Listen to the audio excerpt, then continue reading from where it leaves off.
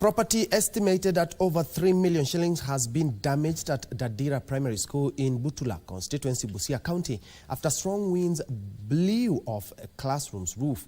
The school's head teacher, Augustine Omenda, says the incident has caused a significant setback owing to its proximity to the national examinations. Omenda called on the government to help repair the damaged building to ensure examinations run smoothly. Yale madarasa ambayo yaliharibiwa na upepo ni madarasa manne na ofisi ya mwalimu mkuu na ofisi ya walimu pia, that is staff room, ilikuwa affected. Na pia tuko na vio ambao viliharibiwa, milango 6, upepo pia ulibeba paa za choo pia. Nahitaji madarasa haya yajengwe kwa sababu shule zinafungwa Ijumaa, wengine wameanza kufunga.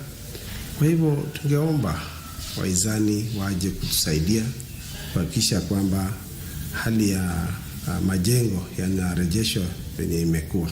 Kama kutakuwa na upungufu wowote mahali popote ambapo wanahitajika kuingilia na kusimama na shule, waweze kurespond vile itakavyohitajika. Na wale wahisani ambao pia wengine ni majirani zetu tu, pia tumeshawatumia mwito na tunatarajia kwamba sote tukishirikiana kwa pamoja, basi hili janga litakuwa ni dogo.